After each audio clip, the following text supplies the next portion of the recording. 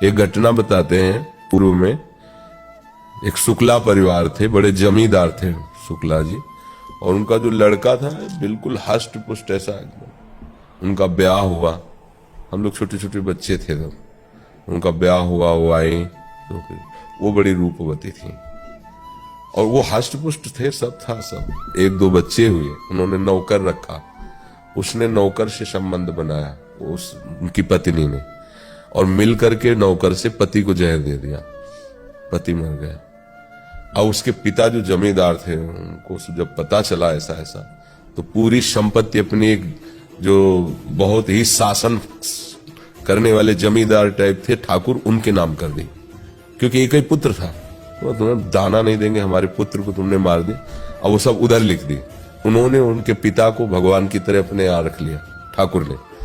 अब जब जांच हुई तो वो नौकर और उनकी पत्नी जो जिसने जहर दी, आजीवन के लिए उनको सजा हुई, सब बर्बाद हो गया ना। ये तो है बाहरी परिणाम। जो इसका मूल परिणाम आएगा वो आगे के जन्म में भोगना पड़ेगा, नरक आदि भोगने के बाद। ये खिलवाड़ नहीं है, बहुत सावधान रहना चाहिए। ये फिसलते फिसलते ऐसी जगह चला, अब बताओ जीवन भर जेल भोगेगी। वहां पत्नी बनकर जमींदार की आनंद ले रही थी, उसको चैन नहीं पड़ा, मनमानी आचरण किए तो कहां पहुंच गए।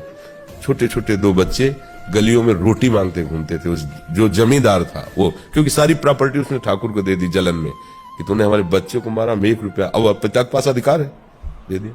अच्छा, वो दोषी ठहराई गई, दोषी निकली तो दोनों को, उस नौकर को भी, उनको आजीवन का कारावास हो।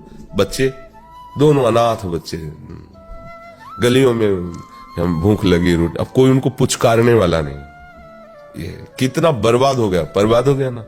ऐसे आज आप लोग मनमानी आचरण करेंगे तो कल आपका जो घेर करके आएगा कर्मों से, अवश्य में भोक्तव्यम, भगवान कह रहे हैं अवश्य में भोक्तव्यम कृतम कर्म शुभाशुभम, वो तुम भोग नहीं पाओगे।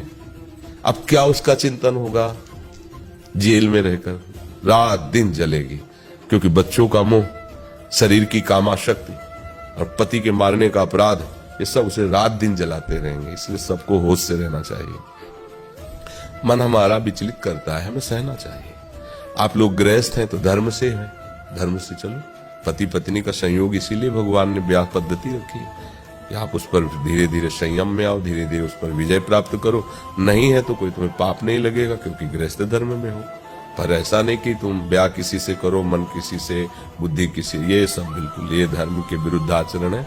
और हमें लगता है कि इसमें तुम्हें जीवित वर्तमान में भी शांति नहीं मिलेगी, वासना तुम्हें जला देगी, तृष्णा तुम्हें जलाने लगेगी। देख लेना, धर्म से चलोगे तो कुछ दिनों बाद आपको खुद वैराग्य होने लगेगा।